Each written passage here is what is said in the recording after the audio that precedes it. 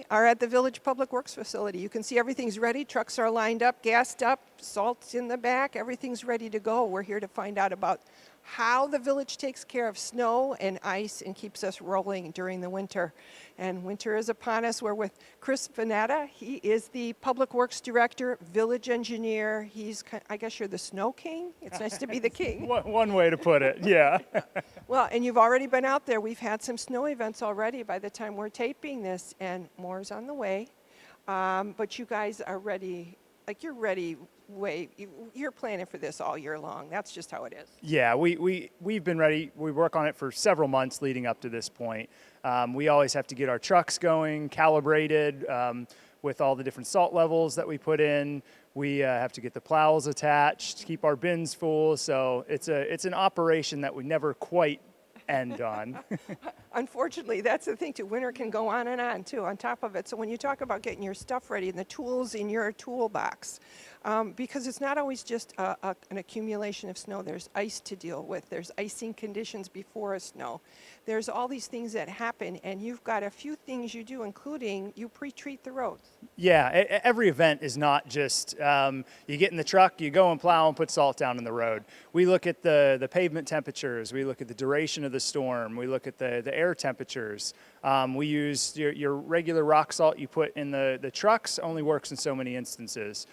We do other things like pre-treating, where we add a liquid mixture to that salt, and that'll help it melt down. What many people don't know is that rock salt itself doesn't just melt the snow and ice. It needs to be in a solution. It needs to start becoming liquefied. So we can start that process a little quicker by adding a brine to the solution.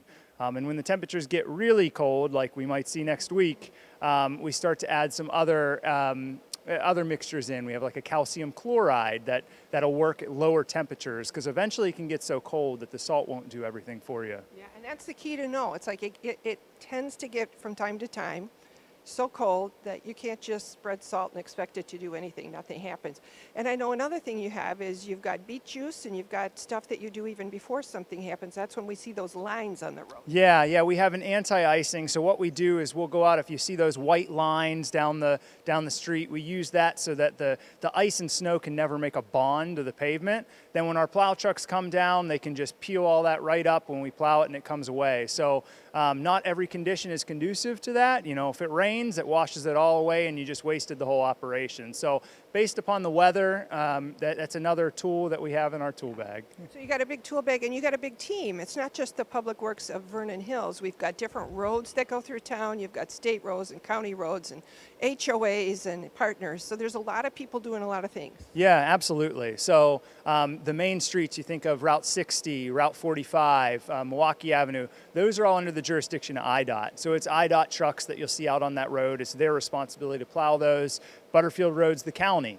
All of our Vernon Hills interior streets, we have a large public works department that takes care of those, but even we can't hit everything. So we have a contractor that will do our cul-de-sacs for us, as well as a lot of the HOAs take care of their streets themselves. So it's really a big team effort from the whole community and region, really, to address these storms. Well, and I was going to say, I know we're over here taping today, and everybody's looking at the weather and the radar and getting reports from each other and sharing information and trying to coordinate and keep this going. And when you have these long snow things and you're coordinating with all these partners, we're talking days and nights for multiple days, and that's where you've got crews on shifts and all day, all night, and that's the kind of place Vernon Hills is, that this public works crew is amazing. Yeah, no, it makes it really tricky when we get these longer duration storms because we only have so many people. So we can't have everyone out of the road at one time, because we can't have guys working for 24, 36 hours. So we have to split up our shifts. So half the guys are working in a period of time, then they go home and the next half comes in, so we can just keep rotating through until the storm's complete. And one side effect of that is it's the bigger, longer duration storms, we aren't always able to keep up with quite as much as you see in the smaller storms where everything's clear and bare pavement at the end. So we really do ask the community to understand that when these large storm events hit, it's best to stay off the road as much as possible. Well, stay off the road as far as traveling, and also stay off the road in that we're not supposed to park on the streets. There's an ordinance, but the ordinance, so it's not about getting the ticket, it's about keeping your street cleared so that we can get it cleared for everybody. Yeah, absolutely. So anytime there's more than 2 inches of snow, no cars are allowed to be parked on the street. And this is really so that we can effectively clean the streets, protect your private property. The last thing we want, the last thing you want is any damage to a vehicle. And so a lot of times this is at night, visibility can be bad. So we really want to be able to clear these streets.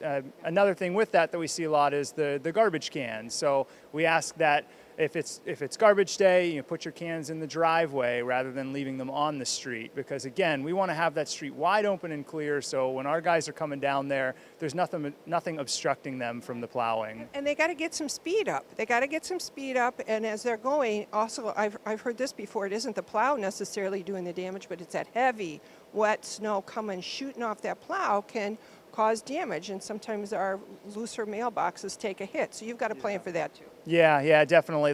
Some of these, when the warmer temperatures are and you get that real slushy mix, that snow's really heavy and it can come off and do some damage. So we like to think that we're perfect and never cause any issues, but sometimes it happens, and we encourage anyone to call the Public Works Department if you notice an issue as soon as possible. We'll get guys out there to check it, inspect it, and make sure we fix any damage that occurs. That's the key. We're all working together on this. And a couple more things. It's when you don't mean to throw snow in people's driveways, but what are you going to do? So you always say, shove the snow like down the road, shove it downstream. Yep. So the first thing we say is, if it's in the middle of a snowstorm, if possible, everyone's situation's different, but if you can wait to plow your driveway until after our plows come through, it'll save you the heartache of clearing an entire driveway.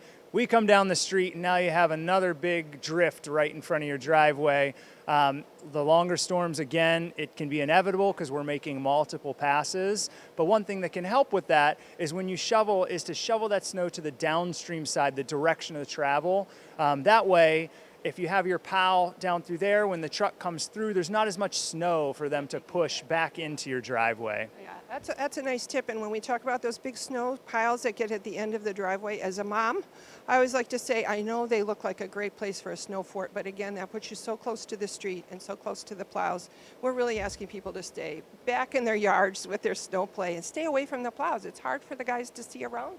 Yeah, definitely. Again, the visibility can be low. These guys are in very big trucks, so safety's our number one priority here. It's best to find another place to play and stay out of those drifts. And one more thing, we'll go with Countryside Fire's fireman Tony. He'll say, stay off the ice. It is never safe. Stay off the ice unless you're at the ice rink. So I just had to throw that in because that's one of Tony's number one winter rules. Well, you guys, I know you've had some long days already. You got some long days coming ahead. Well, we thank you for everything you've done. And if people want to know more, they can go to the website and look up Public Works. Go to the website for the village, look up Public Works, and you can find all that information on there. On our website, we have a snow and ice page. You can find a lot more information. And feel free to call our Public Works number, again, if there's any issues that you notice or any problems that may arise. Otherwise, just you guys stay safe, and we'll do our best too. So. Thank you. Thanks.